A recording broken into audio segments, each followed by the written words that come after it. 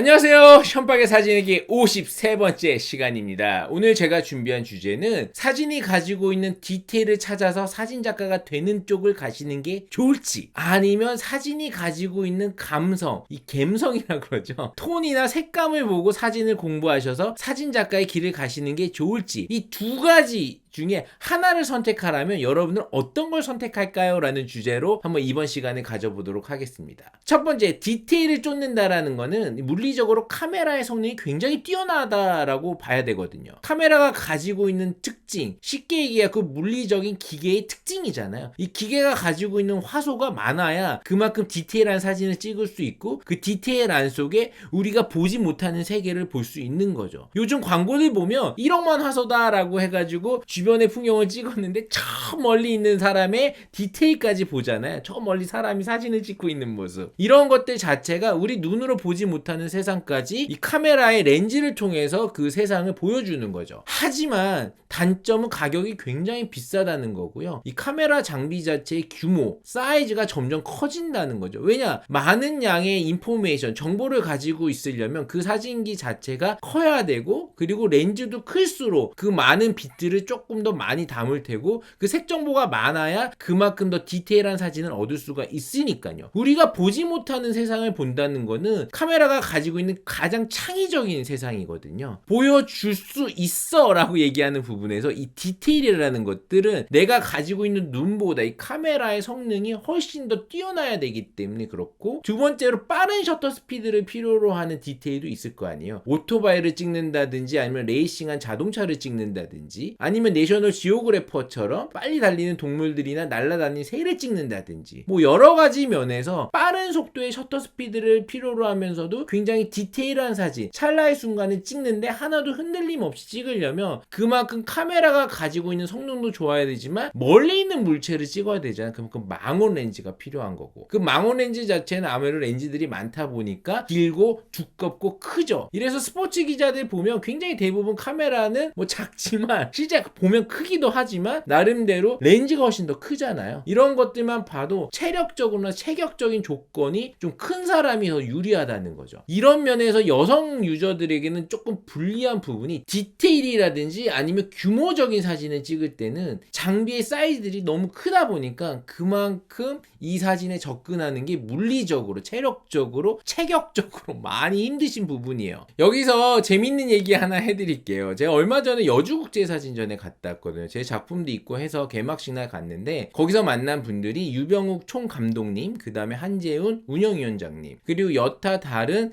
사진작가님들을 많이 만났어요. 이 사진작가님들이 하이 아마추어 사진작가님도 있고, 이제 프로 세계에서 현업을 뛰시면서 일을 하시는 사진작가님도 있고, 저처럼 순수 예술 하시는 사진작가님도 있고, 저도 오랜만에 여러 사람들을 많이 만날 수 있어서 굉장히 좋았는데요. 제가 놀랬던 거는 뭐냐면, 특히 여성 포토그래퍼님들이 굉장히 많더라고요. 그래서 여성 포토그래퍼님들이 다들 카메라를 하나씩 가져왔을 거 아니에요. 예전에 DSLR만 해도 좀 무거웠잖아요. 좀 남자들이 들기에도 좀 무겁지 않나. 2470 같은 렌즈 끼고 오디마크 3에 세로 그립까지 끼면 이제 웨딩 사진 찍긴 딱 좋지만 굉장히 무겁거든요. 그래서 손목 보호대까지 할 정도였는데, 요즘은 그것보다 성능이 훨씬 좋은데도 이제 미러리스로 작은 카메라들이 많이 나오잖아요. 근데 제가 궁금했던 건 뭐냐면, 핸드폰 사진도 어플도 있고 여러 가지가 있어서 핸드폰 사진으로만 만족하실 줄 알았는데, 이 여성 유저님들이 대부분 다 미러리스 정도는 갖고 촬영을 한다는 거죠. 그 다음에 그거에 대한 재미가 너무 있어서 이렇게 여주국제사진전에도 작품을 출품하기도 하고, 사진에 대한 열정이 굉장히 크더라고요. 그래서 저는 그런 부분에서 놀랬던 것 중에 하나는, 여성 유저들이 이렇게 사진을 찍으면서 그 사진에 재미를 붙일 수 있는 게 뭘까라고 생각할 때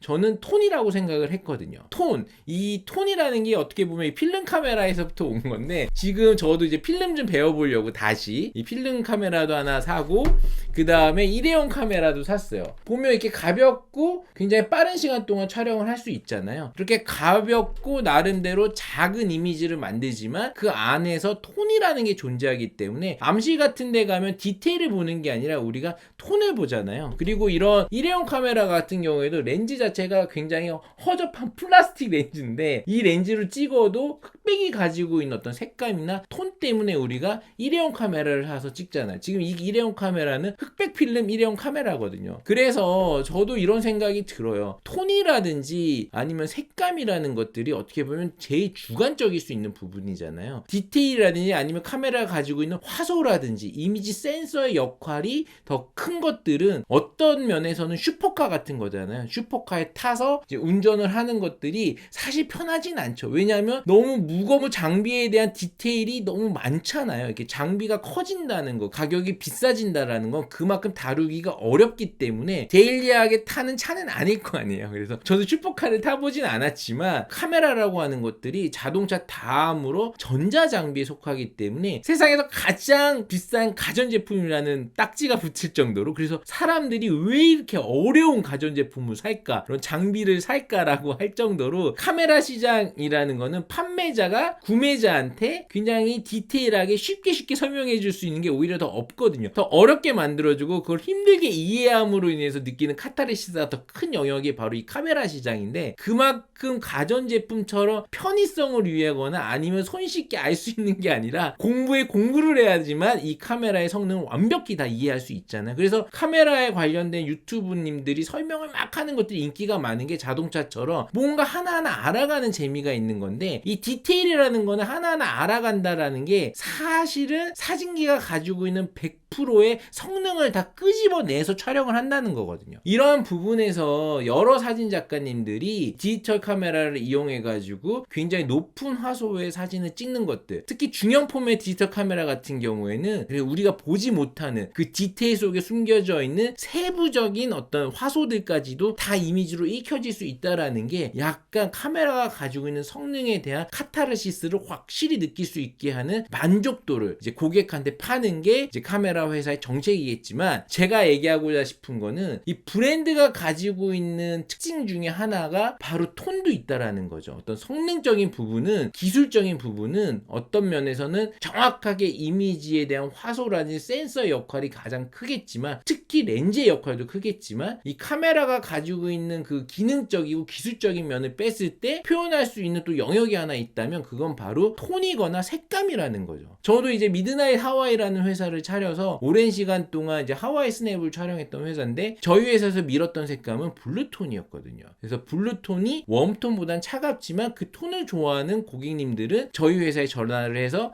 저 미드나잇 하와이랑 사진 찍고 싶어요 라고 했던 거였어요. 이렇듯 이 사진이 가지고 있는 것 중에 여성들이 봤을 때 조금 더 디테일을 보는 부분보다는, 특히 저는 웨딩 사진을 좀 하던 회사여서 그런지 여성들이 선택하는 회사, 특히 결혼식 사진 같은 경우는 대부분 선택권이 여성들에게 있거든요. 나 이 회사가 너무 좋아, 이 회사 톤이 너무 좋아, 이 회사 색감이 너무 좋아 라고 해갖고 그 색감을 만드는 작업이 아무래도 여성들에게 픽당하기가 좋죠. 이런 톤이나 색감은 어떤 식의 프로세싱을 통해서 느껴져야 되는 건지 간단하게나마 좀 얘기를 해볼게요. 두 명의 작가를 좀 소개해볼까 해요. 제가 좀 좋아했던 작가 중에 한 명이 바로 로레타 럭스거든요. 이 로레타 럭스의 사진을 보면 어린아이의 창백한 느낌이 들고요. 이 배경 자체는 굉장히 밋밋하지만 우리가 일상적으로 볼 수 있는, 뭐 대한민국에서도 볼 수 있는 약간 벽지 같은 느낌인데, 그 벽지의 디테일이 아주 살아있진 않아요. 뭔가 이것저것 많이 그려져 있는 그림체의 어떤 벽지가 아니라 약간 밋밋하지만 굉장히 깔끔하면서도 좀 채도가 낮은 느낌의 이제 벽지가 굉장히 많은데, 그 배경의 느낌이랑 거기 있는 어린아이의 느낌이 이 블루톤이라고 해야 되나, 색감을 좀 빼서 어떤 웜톤, 이 얼굴에 있는 핏기라든지 이런 것들이 없다 보니까 좀 불안해 보이고 초조해 보이는 이미지죠. 약간 꿈같이 느껴지는 이미지가 좀 비현실적으로 보이기 때문인 거예요. 이 비현실이라는 것들이 사실은 색감으로 만들어 오는 것들이 많거든요. 이 디테일을 살린다는 거는 어떻게 보면 우리 눈으로 보는 것보다 더 정확한 이미지를 보여주기 때문에 그걸 초현실로 볼 수는 없는데, 이 초현실이라는 부분에서 비현실이라는 부분까지 넘어가려고 그러면 실질적으로 우리가 보는 것과는 느낌적으로 굉장히 많이 달라야 되는 거거든요.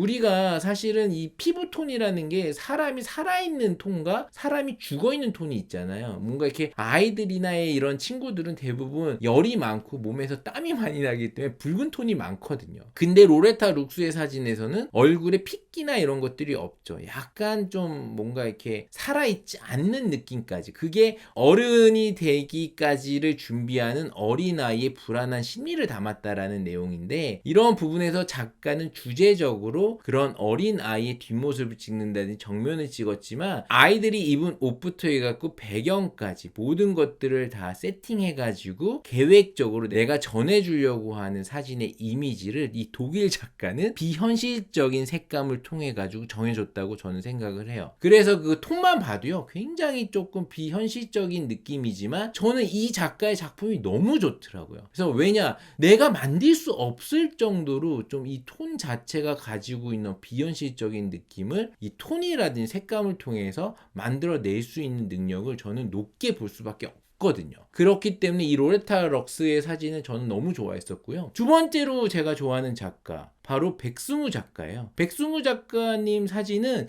제1회 1호 사진상, 대한항공이라는 회사가 주최하는 사진상인데 그 상이 굉장히 좋은 상이에요. 거기서 저도 백승우 사진 작가님 작품을 직접 봤었는데요. 나름대로 굉장히 지금보다 훨씬 어린 나이에 봤어요. 그때 저 좀 충격적이었어요. 그때 가장 좋았던 작품이 바로 유토피아라는 작품이었는데 북한을 배경으로 사진을 찍으신 거예요. 근데 북한이 가지고 있는 게 공산주의적인 부분이 있잖아요. 그 이미지나 이런 것들은 다른 나라나 이런 것들을 통해 가지고 자료를 취합해서 만드신 작품으로는 알아요. 하지만 이 작품 속에 느껴지는 것들 중에 백승우 작가님이 얘기했지만 정치적인 견해는 없어요. 중립적인 내용이긴 한데 유토피아라는 주제를 내걸었지만 사실은 디스토피아라는 거죠. 쉽게 얘기해갖고 뭐 공산주의가 좋아 싫어는 아니지만 나름대로 그 제국주의적인 분위기가 썩 좋아 보이진 않았나 봐요. 어쨌든 간에 이런 부분에서 유토피아라고 하는 작품은 러시아의 구성주의적인 작품에서 가져왔다고 그러더라고요. 뭐 러시아 하면 이제 몬드리안도 생각나시고 여러 가지가 있을 텐데 그 건물 자체가 높지가 않은데 그 건물을 일부러 조작을 통해서 더 높인 거죠. 그 다음에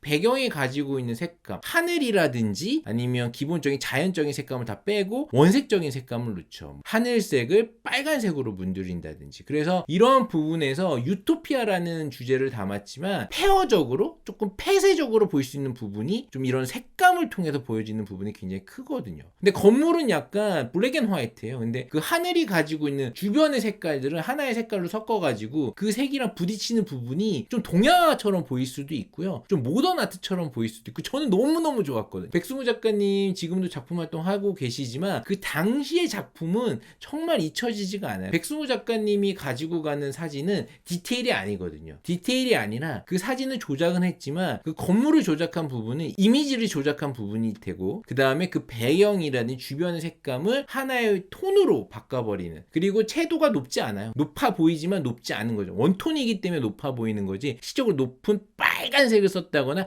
노란색을 썼다거나 파란색을 쓴 게 아니거든요. 로레타 럭스도 그렇고 채도 자체가 높지는 않지만 그 채도가 낮은 채도 속에서 느껴지는 어떤 공포감이라든지 뭔가 폐쇄적으로 느껴지는 어떤 쓸쓸함 뭐 이런 것들이 같이 공존을 하는데 저는 그게 작가가 가지고 가는 주관적인 이미지로서는 가장 좋은 솔루션이 아닌가, 사진을 배우시는 분들에게는 꼭 필요한 솔루션이 아닌가라는 생각이 들어요. 요즘 사진 공부하시거나 사진 찍는 분들이 굉장히 많아졌잖아요. 그런 면에서 여성 유저들이 많아졌다는 것도 장비가 무겁지 않아도 카메라 안에 설치되어 있는 미러리스 안에 설치되어 있는 레시피 같은 거 있잖아요. 뭐 세피아 톤이라든지 옛날에 굉장히 단순했는데 지금 뭐 필름 형태로 예전에 나왔던 필름까지 다 입혀가지고 이 톤을 다 만들어주고 색감을 만들어주기 때문에 사진을 찍는 사람들이 굉장히 즐거우면서도 작은 카메라로 많은 색감적인 영역을 표현할 수 있는 부분이 좀 매력적이기 때문에 요즘 사진을 공부하시거나 사진 아마추어님들이 굉장히 많이 늘어난 게 아닌가, 특히 여성분들이. 오늘의 주제는 정확한 디테일이나 사이즈적으로 갈 수 있는 카메라를 사서 공부해갖고 촬영하시는 것도 큰 도움이 되겠지만 제가 좀 몰았어요. 약간 톤이나 색감을 통해갖고 내가 만들 수 있는 사진의 세계를 펼쳐보시는 건 또 어떨까라는 생각에 오늘의 주제를 정했어요. 여러분들 즐겁고 재밌게 보셨다면 좋아요, 구독 좀 부탁드릴게요.